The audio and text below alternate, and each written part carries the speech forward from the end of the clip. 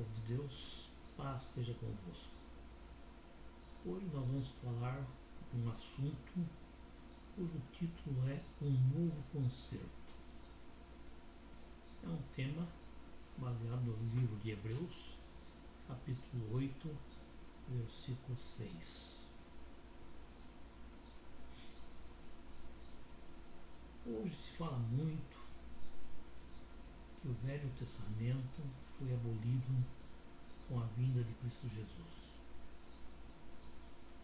Quando ele esteve nessa terra, então foi abolido o Velho Testamento. Mas isso não é verdade, irmãos. Em verdade, o próprio Cristo Jesus disse que não veio para abolir o Velho Testamento, e sim para abrogar, isto é, para que ele fosse cumprido em todas as suas dimensões. Uma coisa, irmãos, é Deus ter abolido o velho concerto, e outra, completamente diferente, é abolir o Velho Testamento. O velho concerto abolido foi a lei moral escrita em tábuas de pedra. Era e é o único instrumento que Deus dispõe ou dispôs para revelar o pecado. A Bíblia, ela nos fala e mostra que o Velho Testamento está repleto de coisas que são sombras das coisas futuras. Em nenhuma hipótese a lei moral pode ser abolida.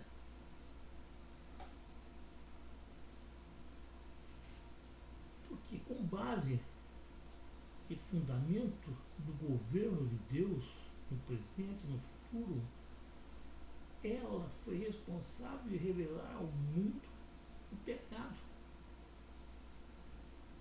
E Paulo nos fala lá no livro de Romanos, capítulo 7, versículo 8, que sem a lei o pecado está morto.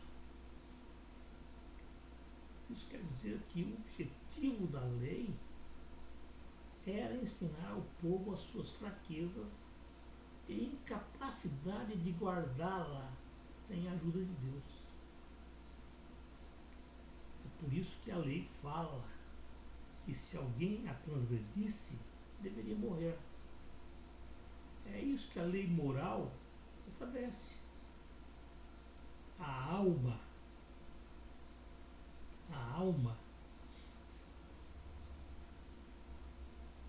que pecar, a alma que pecar, está morta. Esse é o ministério da morte. Todavia, irmãos, o pecador poderia conseguir um substituto para assumir o seu lugar. Porque sem derramamento de sangue não há remissão de pecados. A lei realizava essa função. O ministério da condenação, ao revelar o pecado, e exigia a morte do pecador. O ministério da morte. Lá no Velho Concerto, o sangue de animais servia para cobrir os pecados praticados pelos homens, por todo ser humano. Isso foi realmente abolido no Novo Concerto. Uma vez que o sangue dos animais foi plenamente substituído pelo sangue de um único cordeiro. Um cordeiro imaculado, cujo nome é Cristo Jesus. Porém, irmãos, em qualquer um desses dois concertos, o novo ou o velho, temos a mesma base fundamental que são os 10 mandamentos deixados pela lei moral. E até hoje cumpre o mesmo papel. Isto é, revelar o pecado. Então, o principal objetivo da lei era levar o homem a Cristo, uma vez que ele mostrava a incapacidade do homem em cumprir a sua parte no conserto, sem o auxílio de Deus. Observe, irmãos, que o velho conserto era um conserto de obras e não da graça. Cristo não estava nesse conserto. E ele próprio nos revela em João 15 que sem mim nada podereis fazer. Hoje a lei moral continua a mesma, pois é o único instrumento capaz de revelar o pecado. A única coisa que mudou realmente, irmãos, e mudou para melhor, foi o sacrifício, uma vez que não é mais pelo sangue de animais, e sim pelo sangue do Cordeiro. O Cordeiro que tira o pecado do mundo, Cristo Jesus. É por isso, irmãos, que ainda se hoje se fala letra que mata, uma vez que o ministério da lei era a morte para os transgressores. Então só a letra mata. Hoje é diferente. A lei continua, sim, porém baseada na justiça de Cristo Jesus, que através do Espírito Santo que está presente no coração do pecador, fluindo nele a vida de Cristo. Dessa forma, irmãos, o primeiro ministério foi a letra morta, e o último ministério, o Espírito que vivifica através da vida de Cristo Jesus, que habita nos corações dos homens, habilitando-os a obedecer. Observe que o que foi abolido foi o velho conserto e não a lei de Deus. No novo conserto, a lei moral permanece com sua base eterna, pois enquanto houver o pecado, ela terá de existir.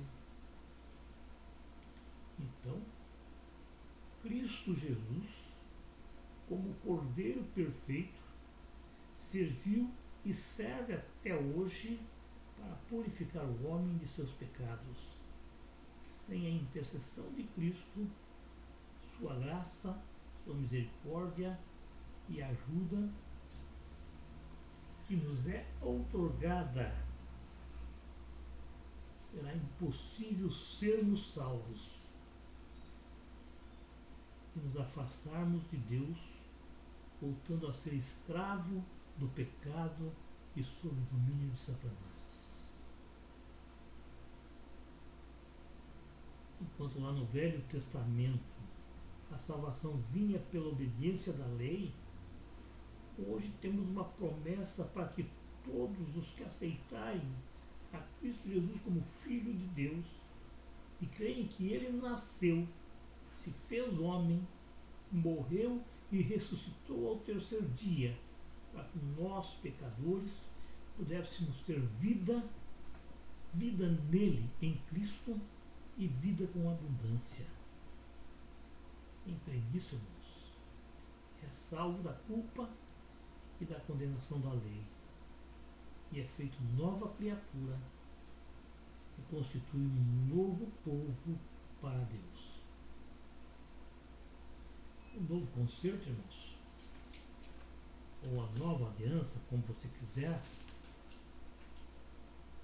Deus construiu um novo tabernáculo. Lá no Velho Concerto, os sacerdotes eram proibidos de entrar no Santo dos Santos mais do que uma vez por ano. Isso quer dizer que o acesso a Deus não era permitido para o homem.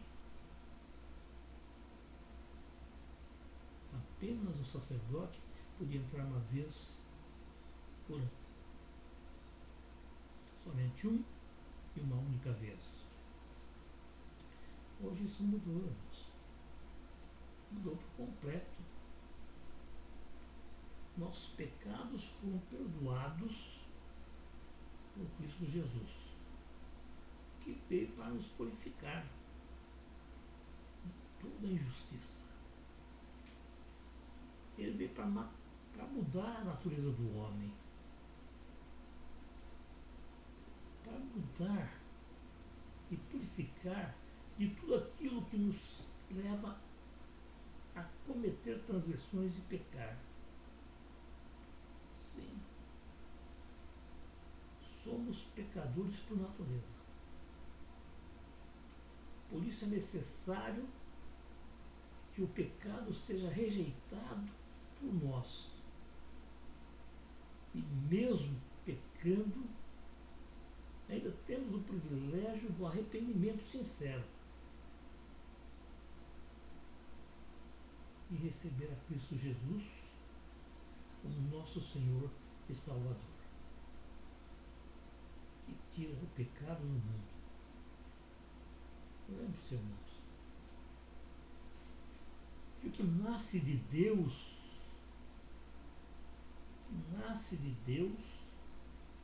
não foi gerado para a prática do pecado.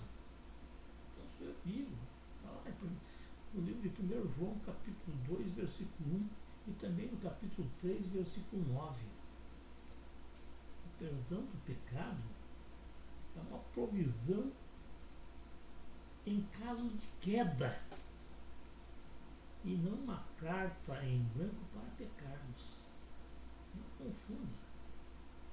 Nós temos de nos desviar do pecado. E temos essa provisão. Mas não podemos achar que podemos pecar à torta e à direita. Nós falamos que Deus construiu um novo tabernáculo. É verdade, irmãos. No Antigo Testamento, Deus se manifestava no Santo dos Santos. Estava num templo feito por mãos do homem. Isso quer dizer que Deus habitava no meio do homem. Deus lutava pelo povo de um modo geral. Esse tabernáculo era passageiro, uma sombra para um novo tabernáculo criado por Deus. Quando Deus se manifestava, entregando a Moisés o ensinamento pelos quais o povo de Israel deveria caminhar, era necessário colocar sobre a face de Moisés um véu para que os filhos de Israel não olhassem firmemente em seu rosto, uma vez que a glória do rosto de Moisés era muito penoso para eles, por causa das suas transgressões à santa lei de Deus. E ainda hoje, irmãos, o mesmo véu que cobria a face de Moisés está posto sobre o coração deles. Sim. Os judaizantes ainda pode ser levantado, esse véu pode ser levantado. Porém, esse conserto foi por Cristo abolido. Sim. A lei moral nunca teve o poder de libertar os homens do pecado. Ela cobriu o pecado. Por que essa é uma atribuição exclusiva e atribuída para Cristo Jesus, nosso Salvador, nosso Senhor, por intermédio da graça de Deus. Esse véu da incompreensão, ele só poderá ser ouvido dos judaizantes e não dos cristãos, quando esses vierem a se converterem a Cristo Jesus. Cristo nos entregou sua vida antes que realizasse a obra que vier a fazer. E ao exalar o Espírito, exclamou: está consumado. Está escrito no livro de João, capítulo 19, versículo 30. Ele acabava de ganhar a batalha. Sua destra e seu santo braço lhe alcançaram a vitória. Como vencedor, firmou sua bandeira nas alturas eternas. Todo o céu triunfou na vitória do nosso Salvador. Naquele momento, Satanás foi derrotado e ele sabia que o seu reino estava perdido. Nesse mesmo instante, irmãos, o véu do tempo rasgou de alto até embaixo. A passagem para os santos dos santos estava aberta, escancarada. Através da morte de Cristo Jesus, o homem poderia chegar até o trono da graça, o trono de Deus. O tabernáculo primitivo seria a partir dali substituído, pois Deus deixaria de habitar entre o seu povo para habitar no coração de cada ser humano que aceitasse o sacrifício ofertado por Cristo Jesus como verdadeiro, perfeito e real. O corpo do homem passou a ser um novo tabernáculo. Sim, tabernáculo de Deus nessa terra.